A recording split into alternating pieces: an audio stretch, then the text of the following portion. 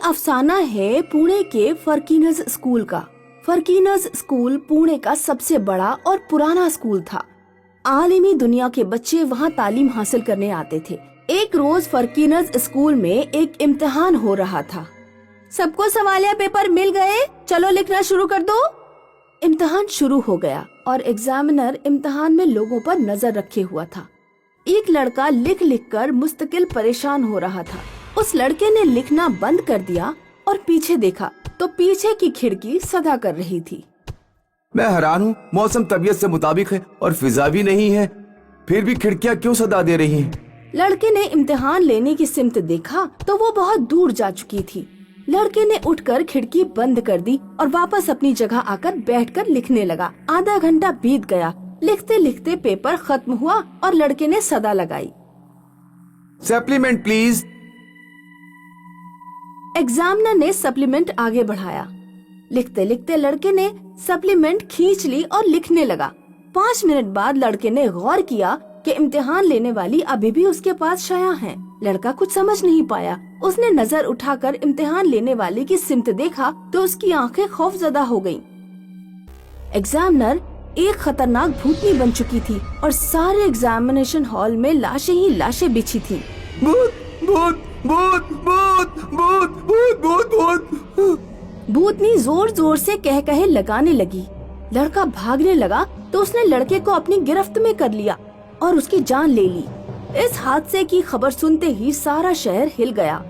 Inspector तहकीकात के लिए प्रिंसिपल के ऑफिस पहुँचे तो प्रिंसिपल बोले, देखिए, ऐसे ही हमारा स्कूल शहर में काफी बदनाम हुआ है। हम और बदनामी नहीं चाहते हैं। वजीर आजम साहब से बात हो चुकी है, आप इस केस को रफा दफा कर दीजिए।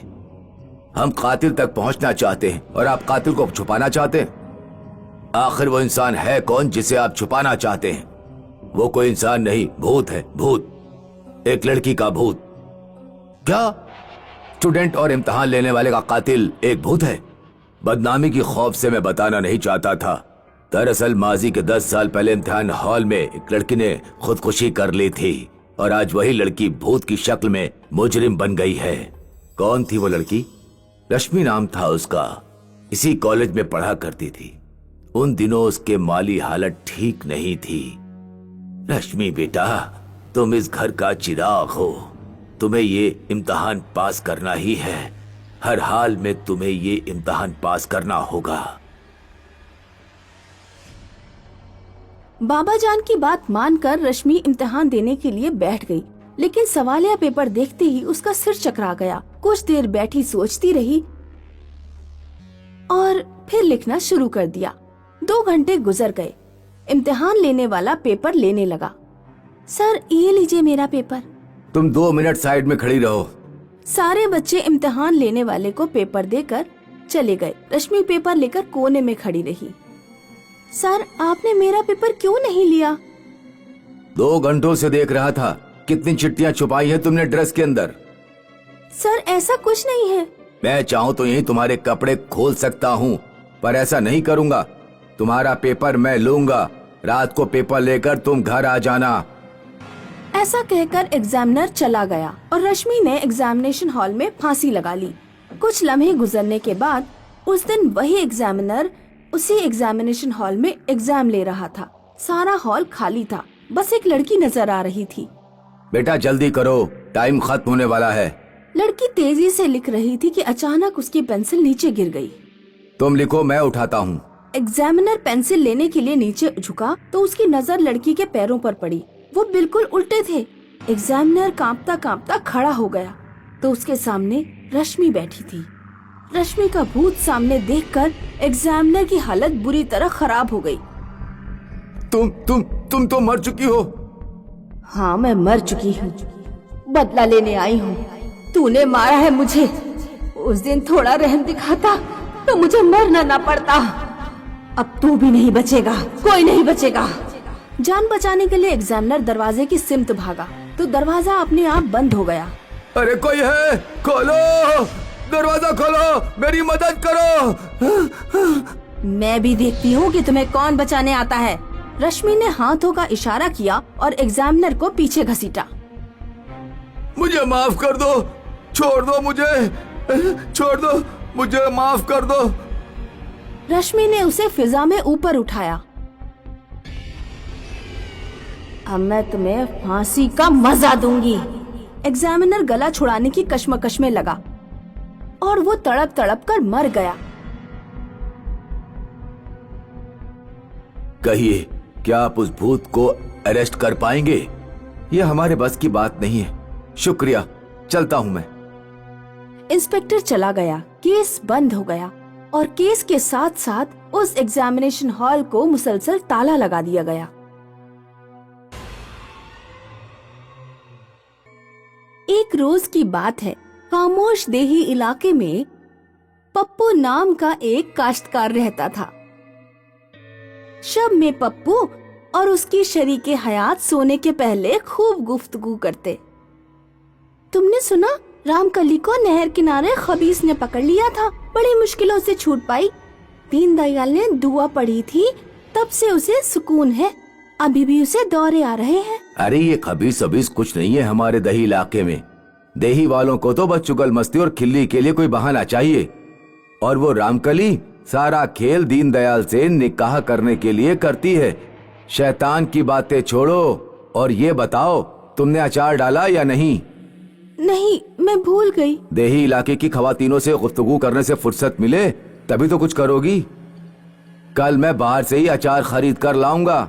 अलबत्ता कुछ तबीयत खट्टा खाने के लिए मचल रही है। अगले दिन पप्पू पूरे दिन ज़रात में काम करता रहा। उसे अचार का शुमार ही नहीं आया। शब में जब वो घर लौट रहा था, उसने कहीं एक खवातीन की सदा सुनी।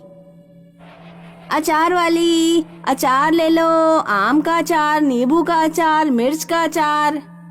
अरे मैं तो भूल ही गया था, मुझे अचार खरीदना था। ये सदा कहाँ से आ रही है?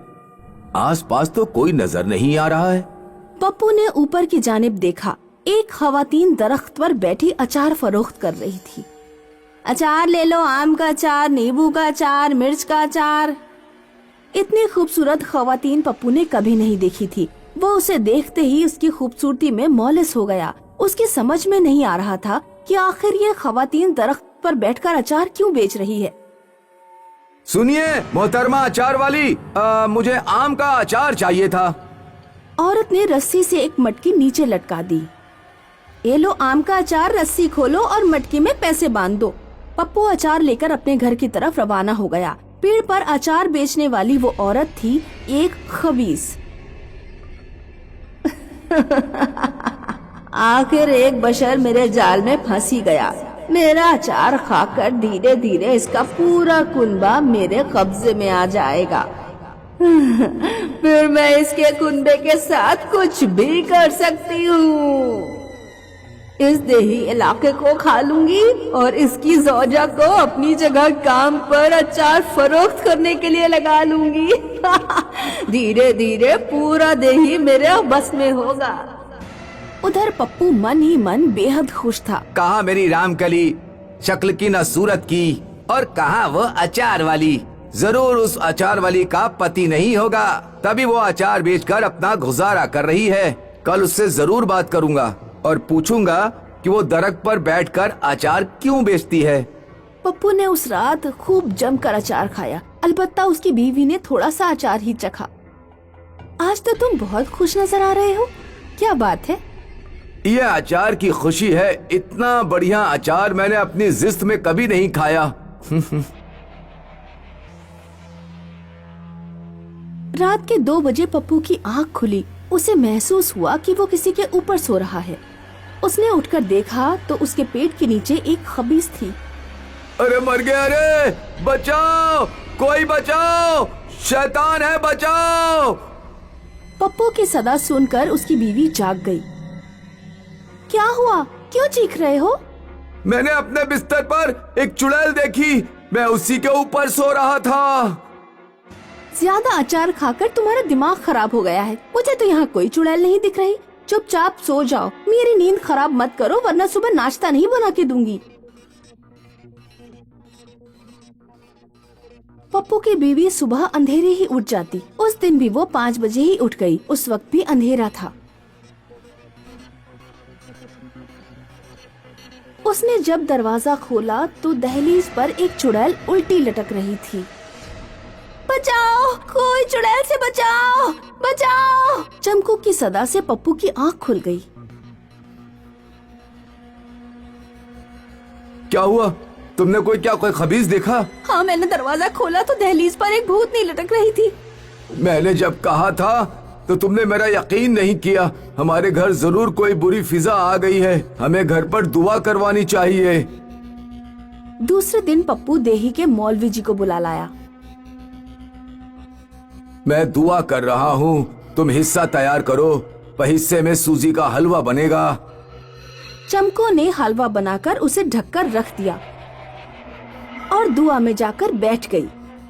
कुछ देर बाद जब दुआ पूरी हो गई तो मौलवी जी ने कहा, पैसा लेकर आओ और दही इलाके में बांट दो। चमको बावर्ची खाने में पाहिस्सा लेने गई। उसने जब कढ़ाई के ऊपर की प्लेट हटाई तो उसके होश उड़ गए। कढ़ाई में हलवे की जगह भूतनी का कटा हुआ सर था। भूतनी, भूतनी, बचाओ मौलवी जी, बचाओ। मौलवी जी और पप्पू बावर्ची खाने के अंदर आते हैं। उन्हें भी कढ़ाई में भूतनी का कटा हुआ सर दिखा। मौलवी जी ने देखा कि बावर्ची खाने में अचार भी रखा है। अब मैं समझ गया कि तुम्हारे घर में क्या हो रहा है। ये अचार तुम कहाँ से लेकर आए हो? फुटपाथ के किनारे बैठकर एक खवातीन अचार बेच रही थी, मैंने उससे ही अचार खरीदा। वो कोई औरत नहीं, बहुत पुरानी चुड़ैल है जो अपना खून मिलाकर अचार फरोख्त करती है। वो अचार खाने की वजह से तुम लोगों पर भूतनी का असर हो रहा है। धीरे धीरे पूरे इस सरजमीन पर तुम्हें भूत नजर आने लगेंगे और तुम भी भूतों की तरह रवैया अख्तियार कर लोगे। मौलवी जी, हम तो अचार खा चुके, अब तो कोई हल निकालिए बचने का। परेशानी की कोई बात नहीं, अभी अचार तुमने एक बार ही खाया है। अचार धीरे धीरे असर करता है। तुम दोनों अपने मुंह में उंगली डालो और उल्टी कर दो। जो अचार तुम्हारे पेट में गया है वो काफी हद तक बाहर निकल आएगा। पप्पू और चमको उल्टी करके अपना पेट खाली कर देते हैं। मौलवी जी, हम तो किसी तरह बच गए, लेकिन वो चुड़ैल दही के और लोगों को अपना अचार खिलाएगी। इस मुसीबत का पूरा हल कैसे होगा? मौलवी जी ने कहा कि उससे छुटकारा पाने के लिए हमें उस दरख्त को काटना होगा जिस पर वो चुड़ैल बैठती है। उस पीपल के दरख्त की जान एक दूसरे में बंद है और दरख्त उसी वक्त काटना चाहिए जिस वक्त चुड़ैल मौजूद हो। दोस्तों, अगर आप इस कहानी का दूसरा हिस्सा देखना चाहते हैं तो कमेंट करें। Second part.